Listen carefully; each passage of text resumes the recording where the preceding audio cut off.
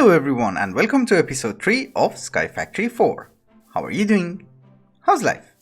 So in between the episodes I did not do much. I basically upgraded our power supply from those stupid coal generators to biogenerators from Mechanism because each one of these actually produces much more RF than all of those combined.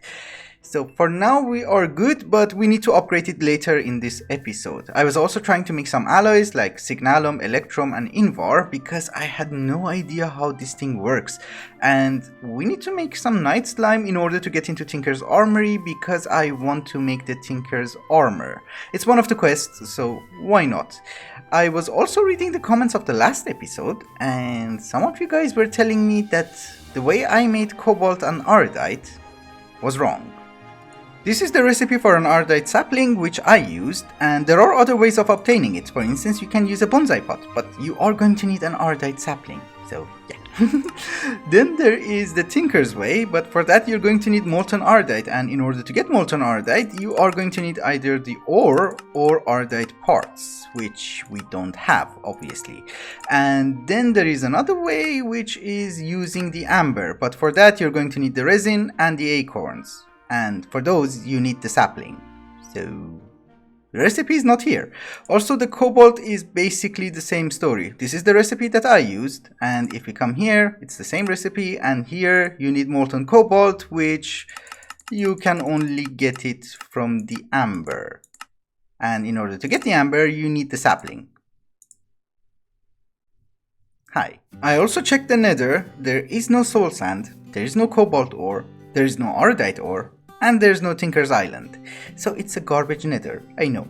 Maybe it's in a different version, and in my version, this is how it is. I don't know what to do.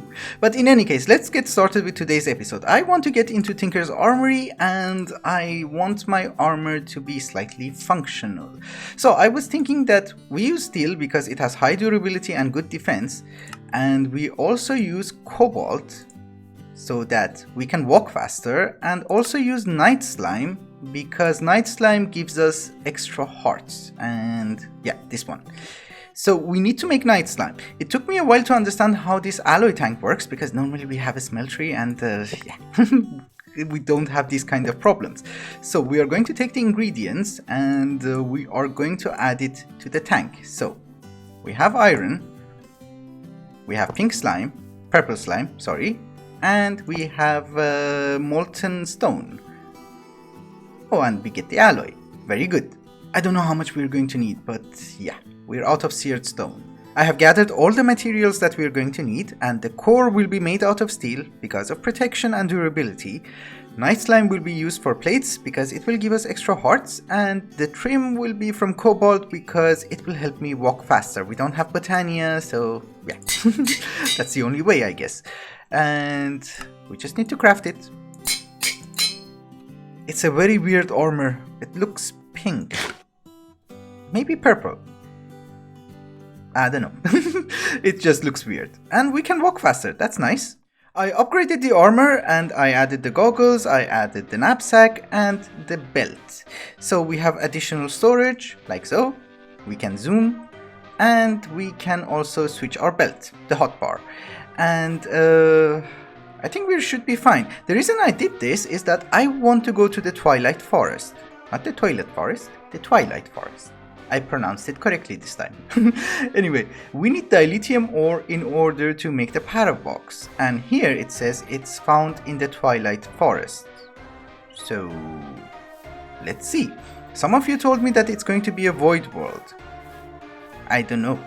We have to check. See you on the other side. So I've been sitting here for a while and nothing's happening, which is weird. Very weird because the portal doesn't work, but it gave me the advancement and I'm very confused.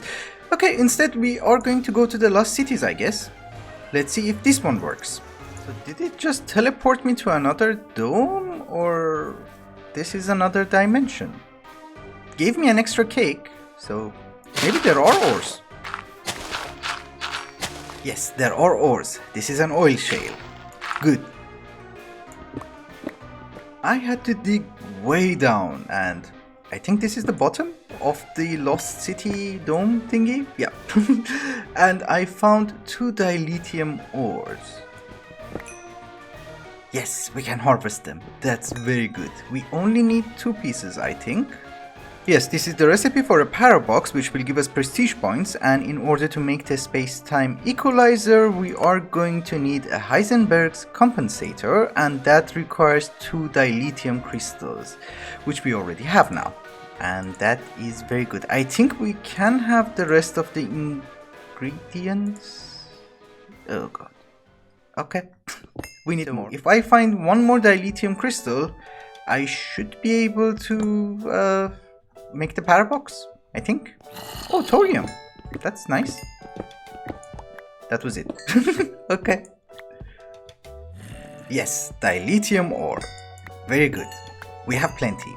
I did some mining and I gathered some resources. I don't think we need anything else from here, so let's go back to our home and later we will come here with a digital miner and mine everything. For now, this will do. In order to make the Parabox, we are also going to need tritanium, and I was actually expecting that we will get the tritanium ingots from the loot fabricator from the rogue androids. Because if we put this pristine android matter inside here, we should be able to choose it, yes. But the thing is, I also find some ores in the lost cities, so we can also process this, I guess. Well, I did make a molecular inscriber, and I think we just need the isolinear circuit Mark 1 and a gold piece. And this should give us the Mark 2. And we're almost done with the Parabox.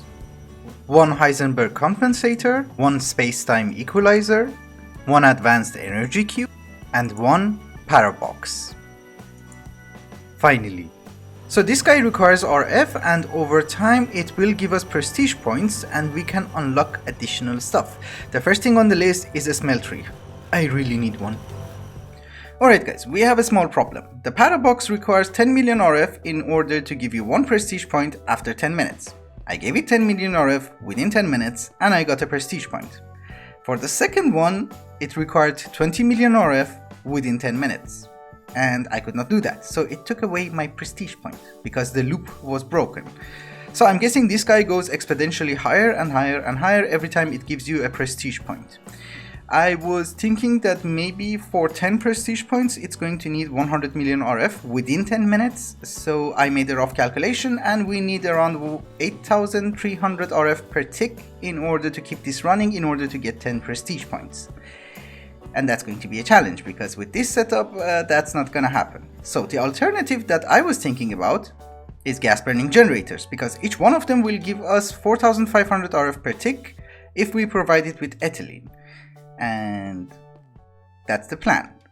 We need to generate RF. In order to make ethylene, we are going to need biofuel, and biofuel is made from any organic material inside a crusher from mechanism. So at first I was thinking about crops because, well, that's the easiest solution that would come to mind. But the problem is we do not have a farming station from Ender.io, and without conduits, automating the plant gatherer from industrial foregoing is very difficult. There's also a version from Cyclic, but the problem is that it does not plant stuff, it just harvests. So that's not gonna help. We also don't have immersive engineering, so garden cloches are not an option. So I was thinking what else can we use, and then I realized we can use apples. It will give you 4 biofuel inside the crusher, and that is very good. I was also thinking about zombie flesh, but this is a very difficult thing to automate because this guy requires resources, this guy requires things, and filtering without conduits is not easy. We have XNet, but yeah. I want to save as much as energy as I can, so it does not make sense to make another device just to automate this and use more power. So let's get started. Also, I forgot to mention that the universal cable, the mechanical pipe, and the logistical transporter from mechanism are disabled. So we have to use ducts from thermal expansion, and I ran out of everything. Anyway, the first tier ones from the ducts are actually very garbage. So we have to aim for the high tier ones, and they require a lot of alloys. And this is why I want to really try and make one of these, the alloy furnace, so that at least we can make electrum, bronze, and invar easily. Because using that is a pain. And obviously we also upgrade you as much as we can. It will consume 50 RF per tick. It's not that bad. So can I make electrum with this? We need you, we need you. It will only work for alloys which require 2 metals. I cannot make signalum with this, but it will help me quite a bit. Yes, very good. I'm not sure how I really want to do this, but I guess the first question is that can we hook up a bonsai pot to an item duct? Yes, it does connect. That is very good because I don't have to use like 9 chests and separate them, and you know we just need one filter. So we are also going to have a trash can here because we don't need every single drop, and I brought some more. Good. So the only thing that we don't want to trash is the apple. So you're a blacklist, right? Yeah, good. Very good.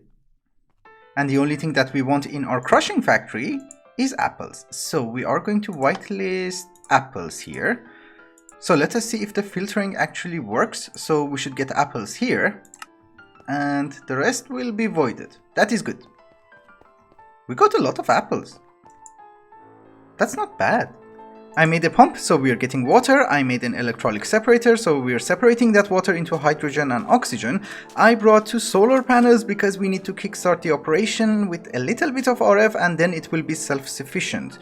Also, I made a PRC, and these guys are very complicated because they are going to need water in order to function. Then they're going to need either hydrogen or oxygen, and then they will have a substrate as a byproduct which you need to extract, and it also requires RF, and you are also going to extract the ethylene. So you're going to use as many sites as possible. And I thought that, well, let's use a signalum plated fluid duct because it can transfer the water and the RF as well. So we will save on sites, I think. So you will have power? Yes, very good. Very good. Oh, I just need to put a servo here so that we will take the water out. And I hope it works. Okay, good, good, very good. So we need to extract the hydrogen from this side and put it in the PRC. And I think we can do it like so. So we just come here and configure gases. That's energy. So input. So you have hydrogen and you have water. You just need biofuel. So as I mentioned, it's a pain to configure these guys, but I think I managed everything. I'm not sure if it will keep up or not, but for now it's working. Anyway, I am voiding substrate because I don't want HTP. All I need is RF. So let's put some generators and hope for the best. You're getting, right? Ah, okay, cool. Okay, so I added 2 more gas burning generators because the system was producing extra ethylene, and I was like, yeah, I can use RF, I don't mind. Everything is keeping up so far, and the reason that, well, nothing is functioning right now is because that the buffer of the generators is full, the buffer of everything is full, and, well, we're not drawing any RF, so yeah, it's shut down. But I brought our Parabox, and we're going to make prestige points. And hopefully this time it will work. So it took us 30 seconds to get 10 million RF, and it's working better than I thought. I'm happy. I think the gas burning generator has been buffed because this guy is producing 8000 RF, and I don't know. I'm happy, I don't care. I was reading some tooltips on how to operate the Parabox, and it could have saved me a lot of headache. Anyway, this guy apparently is an AFK device, meaning that when it is active and it's collecting prestige points for us, we should be AFK, because once we turn it off and collect the prestige points, any changes that we do in our world will be deleted, and we will be reset back to the time that we activated that guy. So when it's running, I should be AFK and I cannot do anything. I learned it the hard way. I could have read, but I didn't. The whole point of generating RF, in addition to getting prestige points from the Parabox, was also to make a digital miner and automate the production of some resources, so that I don't have to work with trees all the time. So, what we're going to have to do is to make a digital miner and also a quantum entangler porter, so I have to gather some resources for this. There's nothing too crazy about it. And also maybe a chunk loader. I don't know if we have any, but oh, we do. And it's easy to craft. Fine, let me gather some resources and I'll be right back. And finally, I have managed to make a digital miner, and some quantum entangler porters, and a smeltery, which is very good. So let's go to the lost cities and set this guy up. Where is he? Oh, here. Okay, cool. Well, I have already set this guy up, and I think, well, actually I thought we are in the center of the dome, but we are not. I don't think it's going to be a problem. We will have 7,000 ores and aquamarine. Ah, this is how you get them? I had no idea. Now that we are automatically generating resources, it's time to set up a little bit of automation. I don't want to go too crazy because our storage network has limitations. It's basically garbage. So we need to get into applied energistics probably next episode, but I do want to process ores. I increased the storage of these storage networks. There's also an import cable and you can hook it up to an ender chest, which was very good. And you can also put speed upgrades. I didn't know that. That's nice. And just before we start, let's fix this garbage cabling a little bit because we need to process a lot of stuff and it was getting really complicated. So you can auto eject, you need a servo, you also need a servo, and we activate them. Good. So I will have to process a few stuff and then I will come back for ore dabbling. My original plan was to do ore tripling using mechanism, and I thought this should be a prime location for it because in order to do ore tripling with mechanism we are going to need oxygen, and we do have an electrolytic separator. We're using the hydrogen in order to make the ethylene, but we are voiding the oxygen. So I was like, it would be resource efficient if we do it here. The problem is that in this mod pack we cannot process ores using mechanism, at least not all of them. We can only process 7, so it's gold, iron, lead, tin, osmium, and I don't know, I'm missing something, copper.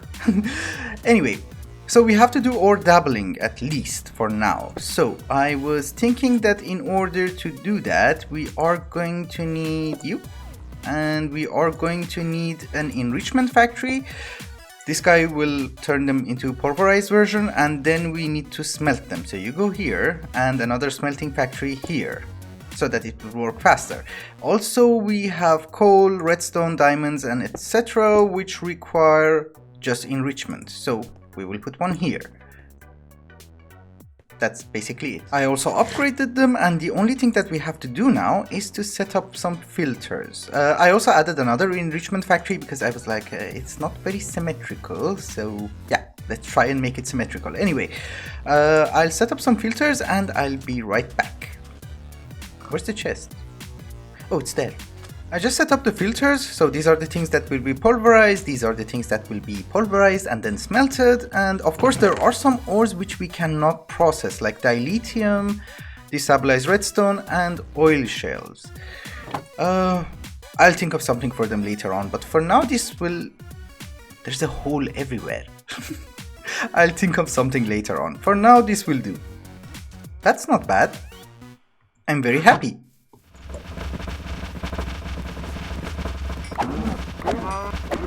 I do have several bad habits, and one of them is that I never explain to you guys what is the big picture, and when I do, I sometimes cut it out of the video. Because, yeah, I do that. It's a problem. I'm working on it. Anyway, for now we are using the digital miner in order to generate resources. Later on, we are going to use the laser drill from Industrial Foregoing because I think that's the way we will get platinum so that we can make indirium so that we can progress further. Also, I have unlocked the soils from the prestige menu, and this will increase the efficiency of our bonsai pots. I'm waiting for the last one to be unlocked. I don't know what we're going to need in order to craft it, but I'm waiting for that, and I will AFK during the night so that we will get enough prestige points. But the idea is that for some of the resources we are going to use the bonsai pots, and we are also going to use the ore quadrupling from mechanism, because I think that will be very efficient and fun to do. But that's not something that we are going to do now. It's going to be far in the future, I think. Also, before finishing the episode, there is one more project that I want to do, and that is to get plastic from Industrial Foregoing. We do not have a mechanical user, but there is a block placer from Cyclic, and we can put it vertically. What do you need? Okay, just blocks, I guess. So if I put wood, you will place it. Good. that's actually all I wanted. So we are going to go with the usual setup, and we are going to make 4 tree fluid extractors in order to get the latex. I guess it really doesn't matter where we put these guys. So let's dig a 3x3 hole and maybe one more and then put you down here like so. If we fill you in with logs and then put you guys like so, like so, like so, and like so, you should be gathering latex. Yes, very good. I actually thought that this thing could be quite tall, so I went a little bit deeper, but I also made an infinite water source from nuclear craft and it connects. So we are going to disconnect these guys like so, and I also made a latex processing unit which requires power, so we're going to put you here. You should get latex and water. Okay, that's good. You just need power. So this guy now has power, it has water, which... okay, I need to upgrade that water source, and it has latex, so it's giving us tiny dry rubber. We need to convert that into dry rubber, so I made a crafter from cyclic, and I'm not sure how it works. So we take you out, and we make a recipe. Oh yeah, okay, fine. Oh, it doesn't need power. That's nice. That's actually very good. So we just need a servo here, and voila. In order to make plastic, then we just have to smelt this dry rubber. And for that I'm using an energized smelter, which is not configured somehow. Where's the plastic? Oh, it is here. Okay, my bad. So my question is that, do you also output from the front? It would be lovely. Oh, you do? I love mechanism. We just need a pipe in order to fill in the block placer, and I made additional item ducts. I didn't want to use the expensive ones, and we're going to use a garbage servo because it's not fast enough anyway. And how do I get out? And then we just provide you with wood. Awesome. And I just need to upgrade this guy. What does it take to upgrade you? I think you need 8. Yes, you need 8. Okay, I can do that. And 1 compact infinite water source. So this guy seems to be keeping up. It's not bad. We also don't need millions of plastic, we just need a few stacks. That's it. Alright guys, it's also time to wrap up the episode. Thank you so much for watching, and I hope you enjoyed it. Till the next one. Bye bye.